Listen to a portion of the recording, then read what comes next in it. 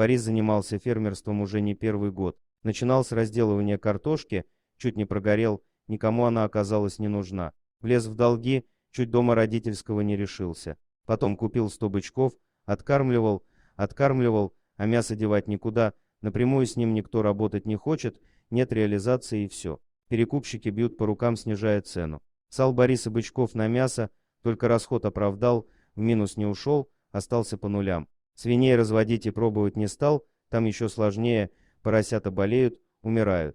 И тут кто-то посоветовал завести барана. Ну и овец, конечно же. Кто не знает, это одно и то же. Не смейтесь, вот Борис, например, не знал. Вернее, просто не думал об этом, а когда столкнулся с этим, открыл для себя самого много нового. Оказывается, овцы вообще сами регулируют численность.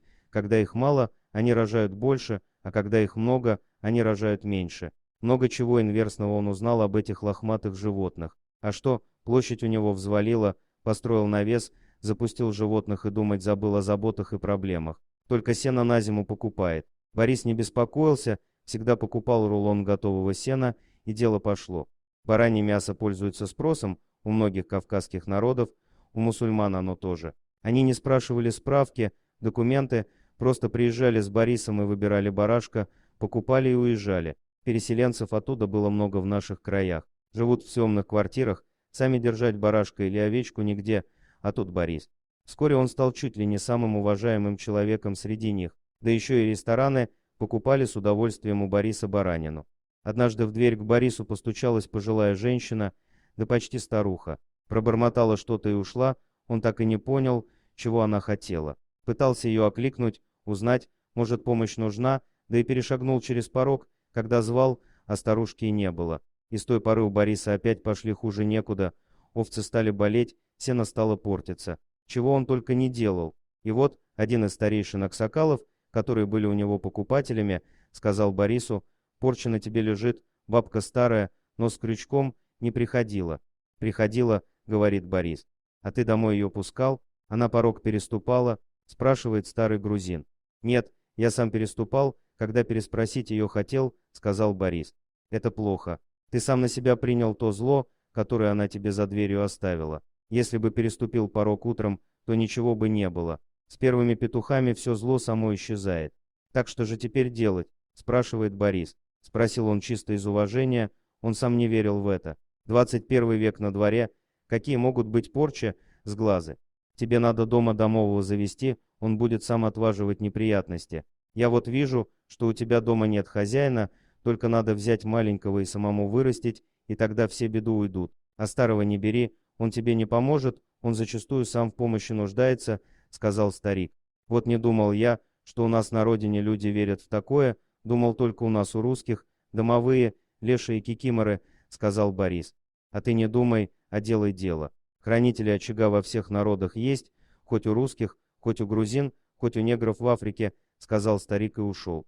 Легко сказать, заведи домовых, это что, котята. Пошел на рынок и прикупил парочку. Борис хоть и не верил в это, но решил попробовать. А тут еще как раз у него овца сбежала, но он и решился. Наверное, надо у бабки какой-нибудь у знахарки спросить, как все это делается. Аксакалам наши традиции как-то роднее, ближе к телу, что ли. Разыскал Борис такую старушку и стал расспрашивать, как ему найти домового, чтобы ее младенца. Бабка свечи зажгла, бормотала и говорит: «Вижу будущее, не пытайся сделать то, что само к тебе идет, что ищешь, то само уже тебя ищет». «А как я узнаю это?» — спрашивает Борис. «Узнаешь что?» Бабка будто проснулась вдруг. «Ну, младенец домовой, как он хоть выглядит?» — спрашивает мужчина. «Ну, как обычный младенец и выглядит, только маленький, сантиметров 20, не больше, и личико у него сморщенное, будто у старика, и бородка у него может быть, на гномика похож, только должен быть совсем нагой, если на нем какая-нибудь одежда имеется, значит он не твой», — сказала старуха. Вернулся Борис домой, кругом голова от всего этого. Рассказал жене, она тоже не поверила. Дурят нас все эти знахарки и колдуны, только чтобы денег им заплатили, да побольше. Да в том-то и дело, что никаких денег она с меня не взяла.